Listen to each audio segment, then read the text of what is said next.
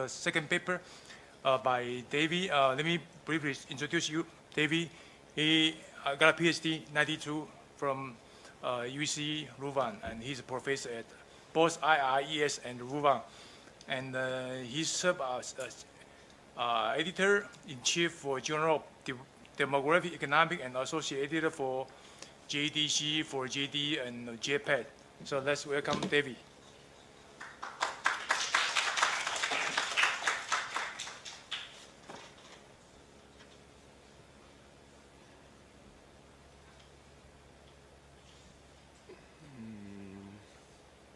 It was there. Sorry. That's okay. Yes.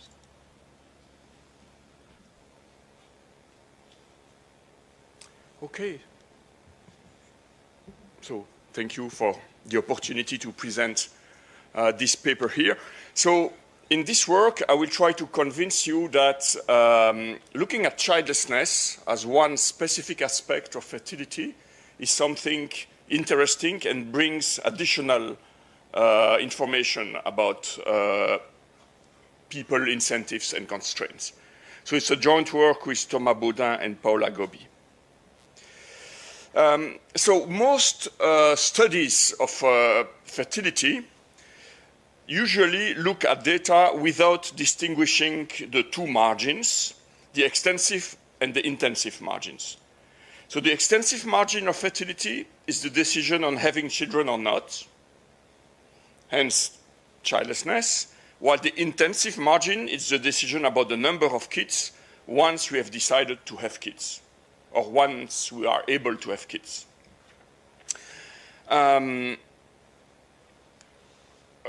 So this paper concentrates on developing countries, and you might be surprised because maybe one has in mind that in developing countries, fertility is very high, but you will see that childlessness is very large too. So which is kind maybe of unexpected if you don't know the data. So the question we ask, is there anything special with this extensive margin we should care about? Or is it just a case of low fertility without anything special? That's the question. And a sub-question is whether understanding childlessness is important to talk about development policies, such as increasing education, providing family planning, empowering women. So that's the things we are going to discuss. So first, to show you that childlessness matters, some data. So in this picture, we have put together censuses from 36 developing countries. You will see the list of countries very soon. And here you probably see something you know already. It's the fertility rate of mothers. It's in fact the completed fertility of mothers. So it's conditionally on having children by years of schooling that you have on the horizontal axis from 0 to 18. And you have it for married people in gray and for single people in black. And you see what we know already is that fertility is decreasing in education. So as economists, we might interpret that as resulting from the higher opportunity cost of having children when we have a higher education. Now, childlessness, this is the childlessness rate, so the percentage of women not having kids, both single and married, by years of schooling. So, of course, singles are more childless than married, so singles, it's measured on this, on the left axis, while for married, it's measured on the right axis. And here, you see, when you look at the left, like between 0 and 8 years of education, it's in fact decreasing and then increasing. So the minimum childlessness is attained like around 8 years of education. And so you see by comparing this picture with the previous one that it's not the same as fertility. Fertility was monotonic, while here it's more like U-shaped or J-shaped or non-monotonic with a minimum. So question one, why do childlessness and fertility relate to education differently? monotonic on one side, non-monotonic on the other side.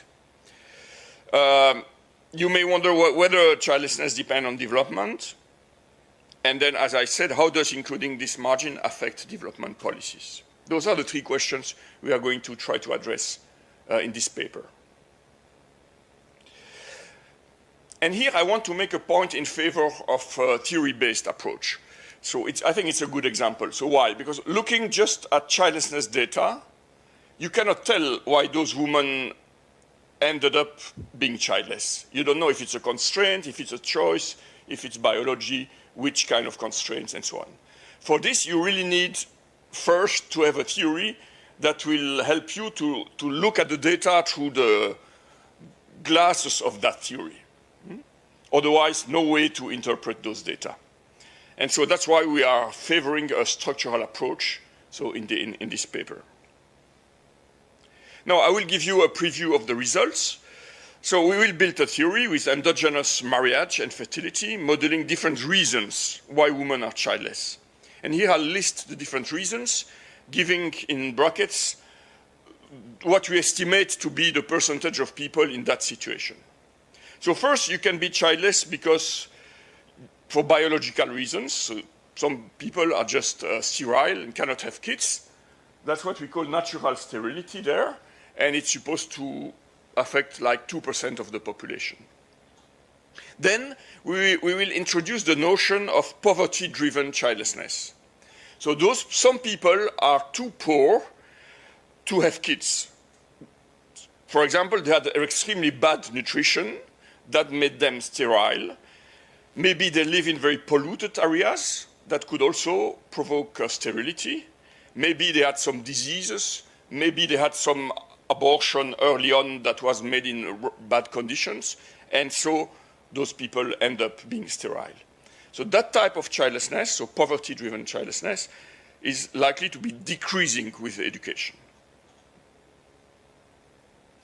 Then we have a mortality-driven childlessness that happens when you had kids but they died early. Then we have opportunity-driven childlessness. Maybe I found this book cover there.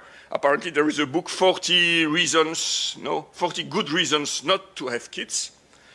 Here I will talk about just one, which is high opportunity cost of having kids. And that's what the demographers called voluntary childlessness. And it's likely to increase with the opportunity cost of kids, so to increase with education. And you have about 3% of the population in developing countries being in that case, according to our estimate. Then, of course, all this interacts with marriage. So looking for love, some people end up being childless because of not finding the right partner. Now, is it kind of voluntary, involuntary? So those distinctions are difficult to manipulate in an economic setup, but it's important to have endogenous marriage to talk about childlessness, and so that's what we have to.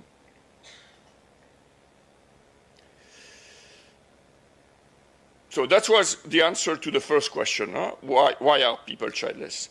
Then we will show that the types of childlessness depend on development. So of course, as a country develops, poverty-driven childlessness will shrink, and opportunity-driven childlessness will increase. And then, maybe I will state the result here if I do not have time to go to the end of the talk, but neglecting the endogeneity of the extensive margin of fertility, so childlessness and also marriage, might lead to wrong conclusions about the effect of policy. And here we are interested in policy aiming at reducing fertility.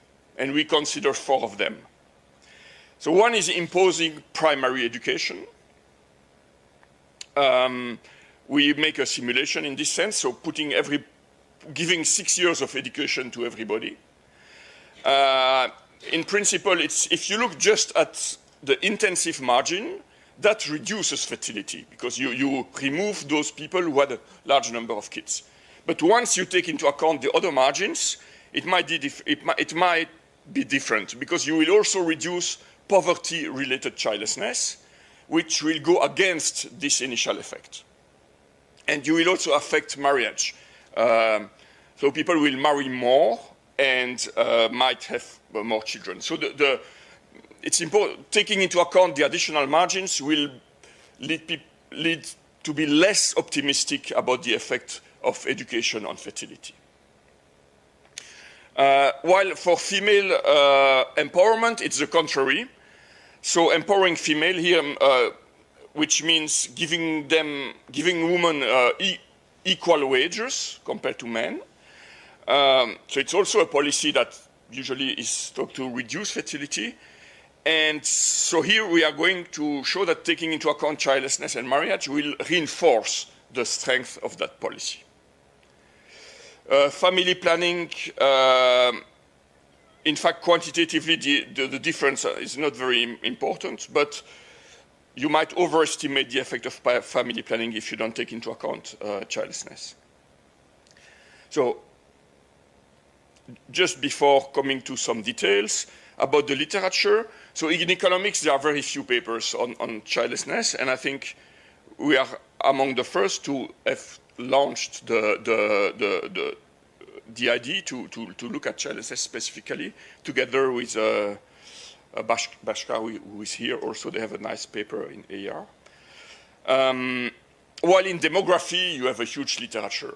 An important paper is one by Poston and Trent, but then it's huge literature there. Okay, so then I will, in the time I have now, I will try to explain what we do. So we take census data as harmonized by IPUMS International. And in each census, we take all women aged 40-54. So presumably they have finished with their reproductive period. For married women, we find their husbands in the data. And we take all men from census in the age range of their husbands that we trim a little bit to avoid the extremes. So we drop the people for whom we have nothing to say in the theory, divorced, separated, without, polygynous. We just keep single and married in union. So we are left with 4.5 million observations. And the data we want, it's just years of schooling, children ever born, children surviving. This is the list of the country we have with the year of the census and the number of observations.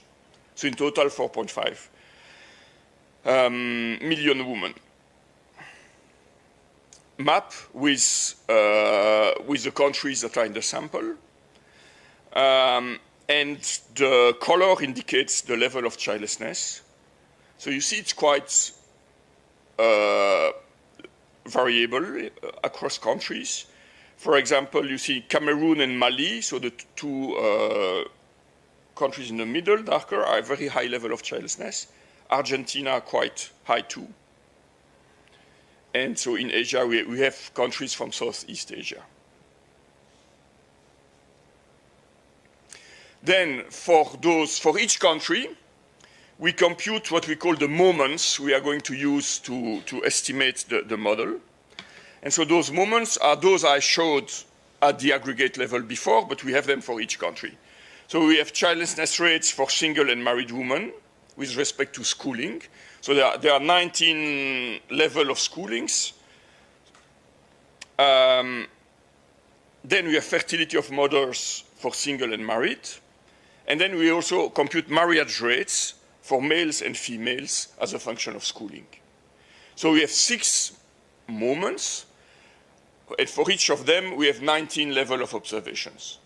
So for each country, we have 6 times 19 numbers that we compute from the individual data that you are going to try to match with our model. So regularity 1, I mentioned it on my first graph. Fertility is decreasing with education for both singles and married. Regularity 2, that's a U-shaped relationship. Yeah, I just showed you aggregate stuff, but if you look at countries individually, you will find that pattern in a majority of countries. And then regularity 3, about marriage, if there is one thing to say, highly educated women marry less often. That seems to be true in many countries.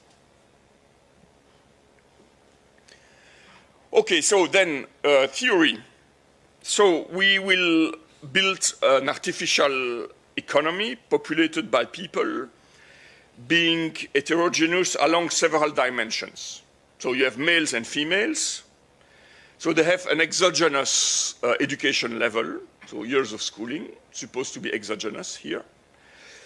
They have a non-labor income that we don't observe the non-labor income in census data, and it's going to be drawn from a distribution, and you are going to estimate the variance of that distribution.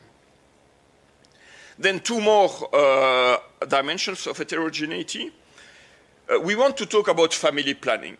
So family planning, it's meaningful only if some people have difficulties in controlling their fertility.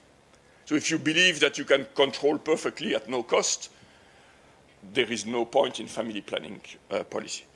So here we assume that some women can control their fertility, say the economists, and some others cannot, maybe the demographers. And a priori, you don't know whether you can control your fertility. You discover it while trying.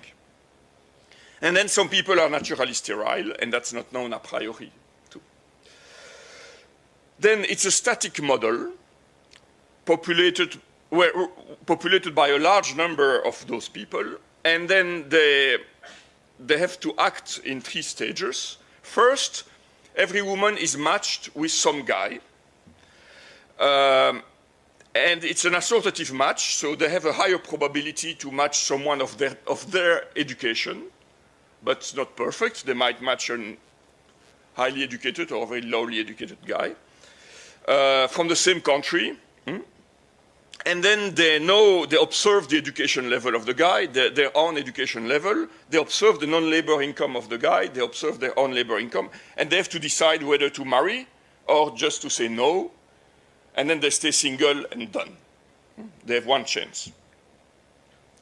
Then, once this decision has been taken, they have to decide about consumption and fertility, how many kids to have. So even single can have kids in our model. And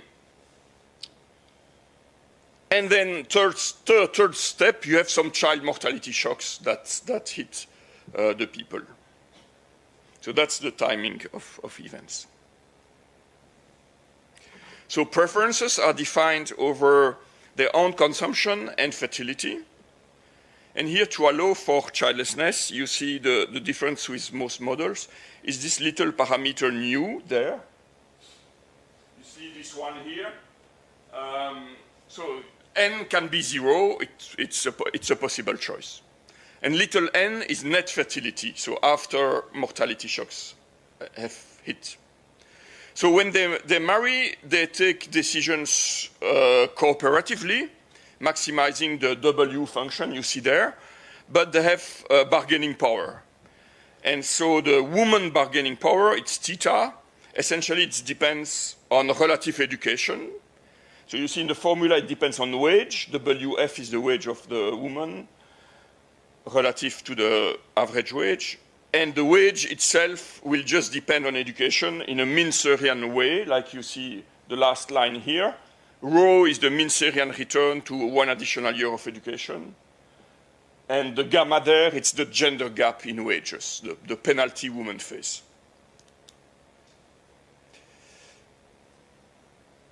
Then there is infant mortality. Here I should just say we model it as mortality will hit in the end, and you cannot re-optimize then. So that's a way to account for the fact that you observe people that had kids, but they all died early, and then that's it. They do not have more kids. So it allows to understand childlessness, no, mortality-driven childlessness, sorry. Mistake on the slide. Okay. Then ability to control birth. So you have a proportion of people, of women, kappa, controlling fertility perfectly. And that depends on education exogenously. So more educated people are supposed to be more able to control their fertility. That's what demographers would say, usually. Yeah, we suppose that it only applies to married women. So single women are supposed to be always able to walk away and control their fertility. We can do the opposite as well. We need here to take a stand. Then there is a fraction of people who are naturally sterile, Chi. Okay, and then an important stuff of our theory is the poverty-driven childlessness. So that's the last line there. So it says that if you consume less than a minimum amount, so if the woman consumes less than a minimum amount, then she cannot give birth. So big N, it's the number of births, while little n is the number of surviving children. So that's a crude way of modeling this idea that bad nutrition, pollution, bad medical care can lead to sterility. So sometimes we also call that social sterility. So it's not natural sterility, it's social sterility. So that's how we model it. Then you have budget constraints. The most important thing in the budget constraints is that we assume children take time.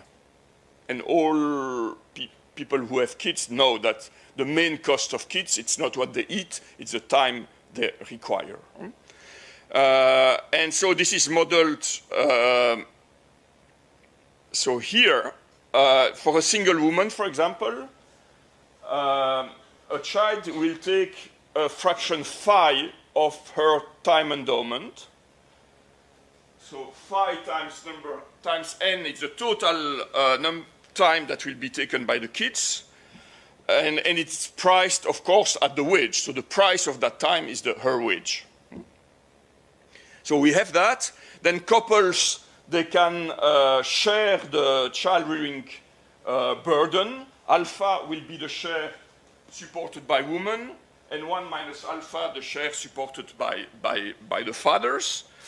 Alpha will be exogenous, will be estimated. No, also, one more thing. What's the advantage of getting married? First is to share some goods that are required to function as a household. That's mu. So you say the single, they have to pay mu. Say that's the refrigerator and stuff like that. And the couple, they have also to pay mu, but just once, not twice. So that's one gain of marriage. And then another gain of marriage is that when you are single, you will lose some time to do stuff. That's the delta. You see the single man loses delta M of his time because he has to do, I don't know, shopping, cooking, whatever, while the woman also loses time, delta F, because she has to do stuff by herself alone.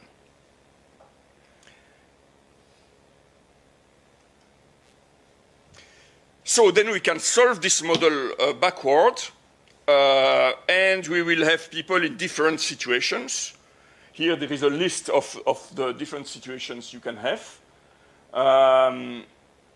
I guess I will not enter into those details, but then on the basis of those situations, people can compute ex ante what's the value of marriage, because they have to make a marriage decision. So those are the values of marriage for female and for male. And you have the probabilities of being sterile, of controlling fertility and so on. That's all in there. And we just add a little thing here. You see the little epsilon at the end of the marriage for men. That's the additional utility that a marriage can bring. Here, so if epsilon, and it's for men only. So if epsilon is positive, it means that men like women more than women like men. So, and if it's negative, it's the opposite. Then you have the value of being single, and we say a match will end up in a marriage if both prefer to be married than staying single. So that's the theory. Then we need to calibrate the parameters of that model to try to match the facts I showed from the census And then once this is done, I can do policy experiment. I have 5 minutes. So we have some assortative matching. I have no time to describe how we do that. We assume natural sterility is 1% for male, 1% for female. So combined, it will be about 2% for a couple, supposing fidelity. Return to education, we take 5% for all countries. Gender gap, we take it from a global gender gap report. Child mortality is taken from IPUMS, comparing surviving children to children ever born.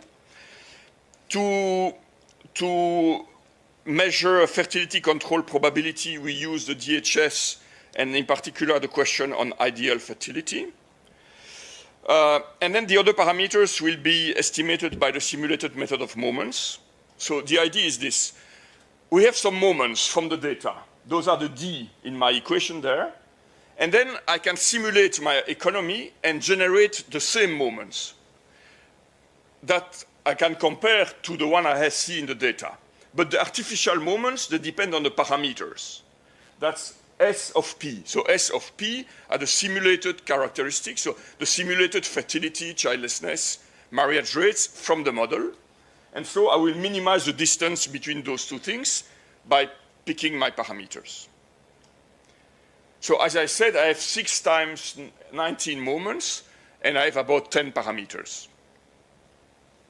Then how do I simulate the model? So for each country, I draw a large number of hypothetical women for each category of education. So for each woman, she got a non-labor income drawn from a distribution, a potential husband, a probability that her children die, a probability to control her fertility. So given that, the husband she has drawn, I can compute the choices, whether they will marry or not, the number of kids they will have, if any, and I can then average by education categories all those choices. That will give me my artificial moments to be compared with the moments from the data. So we can estimate the parameters, they are here. Maybe just a few things. So everything is country specific in what we do. So, but maybe just a few comments here. You see the alpha. The alpha, it's the share of child rearing that is done by women. On average, 75%. The time cost of being single. So you see men lose 14% of their time when they are single. Women lose only 8% when they are single on average. Epsilon, 0.12, so men like women more. Then this is just to show the fit.